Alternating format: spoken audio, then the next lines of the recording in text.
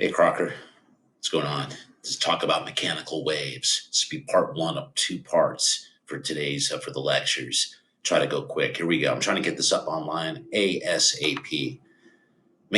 There's three different types of mechanical waves. Mechanical waves need a medium as unlike an electromagnetic wave, which doesn't require a medium, which is what light is. However, we can learn about light by just learning about the properties of waves, which is our next slideshow. So let's talk about the three different types of mechanical waves. No doubt you've seen drops of water falling through these little concentric circles. Those are waves. And if you've ever been on a boat, when somebody comes by, a little kayak like I go on oftentimes, you know a lot about this. Living out here by the ocean, maybe perhaps you've done a little surfing. All right, the ocean waves are example of a mechanical wave because these are actually called surface waves, and we'll see the differences between them. If you play guitar, and you may recognize this as a plucked string, since a mechanical wave is a wave that travels through matter, anytime that you pluck a guitar string, you're creating a wave through that string, and that's what gives it its particular sound. Let's learn about waves. Spring toys. All right, so let's talk about the three different types of waves. Let's start off with the slinky. If we were in class right now, we would all be with slinkies and we'd be having a lot of fun making waves. There's two different things we can do with our slinkies. One is we can push it. Okay, we can push the slinky and we can send a vibration. We can send energy through the spring in the same direction as the disturbance. So the hand is causing a disturbance and energy travels along that disturbance. And it's that movement of energy is what is a wave. Disturbance is in the same direction as the motion. In this case, notice that a transverse wave, the disturbance is perpendicular to the direction of the wave, which gives us a different type of wave, a transverse wave. Sound travels as a longitudinal wave, while light travels as a transverse wave, as we will find out as the weeks go on.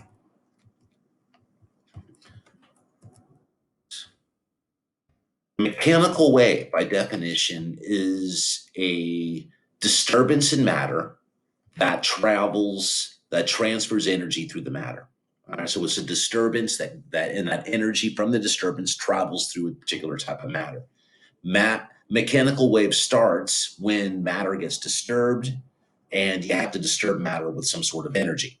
All right, so where does the energy come from in this water wave? And the answer to that question would be from the little droplets of water.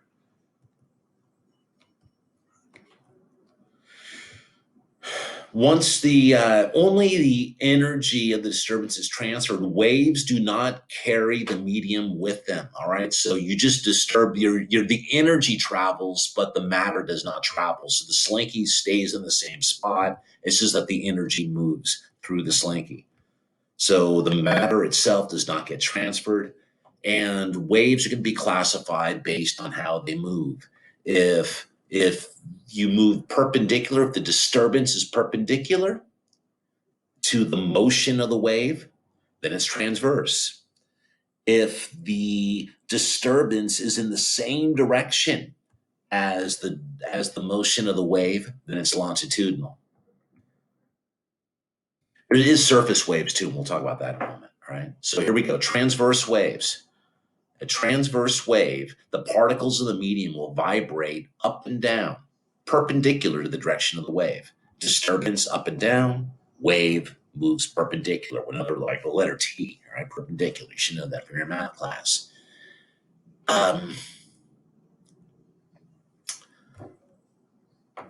Once again, light travels like this. Okay, the bigger the disturbance, the higher the amplitude of the wave.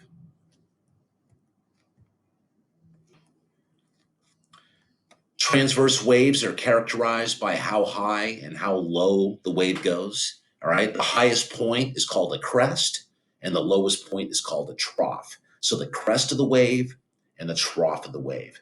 That's also used if you ever go out there in the ocean on a boat. So wave crest, the highest part of the wave, and the trough is the lowest part of the wave. Now, longitudinal waves, once again, the particles vibrate, the particles of the medium. Remember, the medium's not moving. Yeah, the medium's not, the medium, the energy is passing through. However, the medium itself does not move with it. Okay. And it's a vibration and it moves parallel, not perpendicular, but parallel to the direction of the wave. All right. Direction, motion of the wave. That's longitudinal. Remember, sound will do this as well. Now water itself is actually what is called a surface wave, which is actually a combination between the two. Between the push and the perpendicular, you end up with a surface wave, and it turns out the particles themselves end up moving in circles. All right, so a surface wave is a combination of transverse and longitudinal, and ocean waves are the best example for that of a surface wave.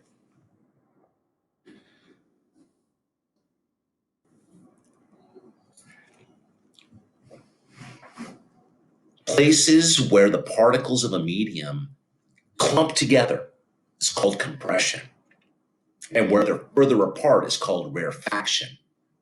All right, so when you're dealing with a longitudinal wave, instead of having crests and troughs, you have compressions, which would be like the crest, and rarefactions, which would be similar to the trough of a transverse wave. The more energy a wave has, the closer together the particles are in compressions, or the higher the crest.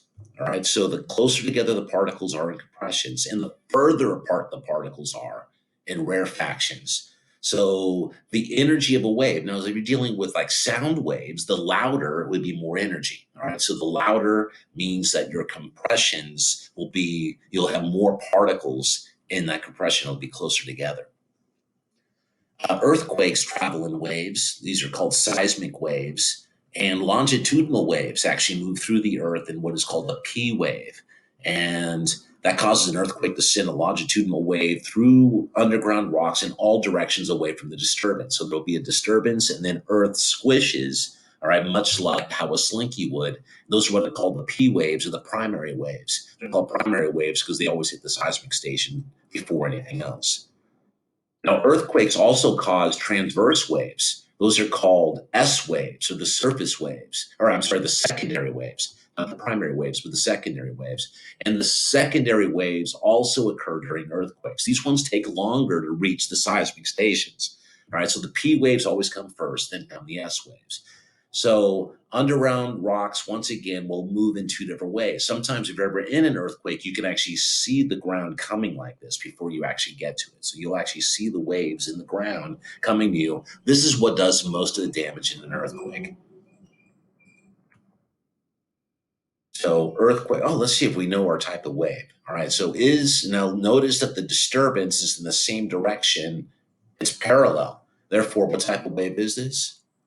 It's a compression wave, right? Which is also times called longitudinal. And what about this type of wave? Notice the disturbance is up and down, but the direction of the wave is perpendicular, which makes this a transverse wave. And this is a combination between the two. We can see the transverse nature here, but then we can see the compression down here. And what we end up with is these particles moving in circles. And because of it, we end up with what is called a surface wave. Well, that's pretty much the slideshow here. I'm going to give you just a quick video here after this, but this is good for talking about the difference between what a mechanical wave is and what it isn't.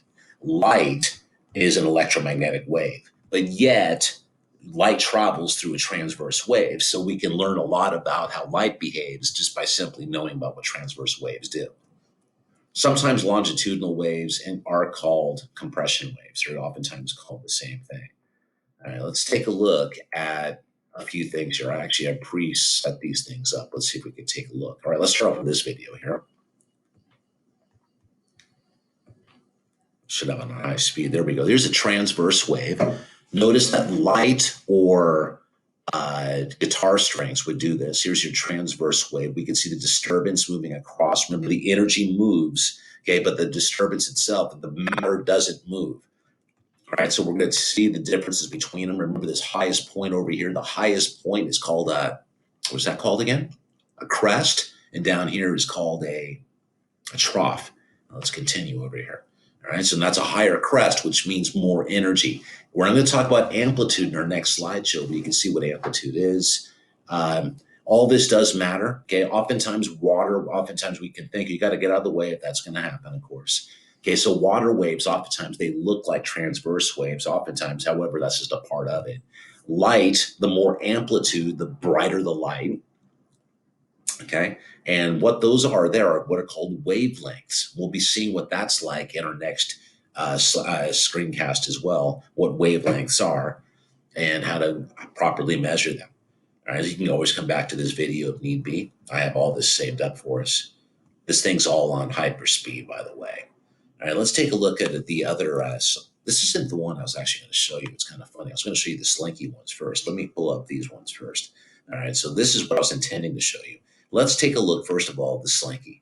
All right. So here is a longitudinal wave through the slinky. Okay, so we can see the longitudinal wave in the direction of the disturbance. The disturbance is parallel to the direction of the wave. This is how sound moves. You can see the compression and the rarefactions. The compression is that point right there as it moves through. The more closer together those compressions are, the more energy the wave has. Or in other words, if it's sound, the louder the sound. All right, now what happened to my other one? All right, I guess I'll just reload it here. It's this one. All right.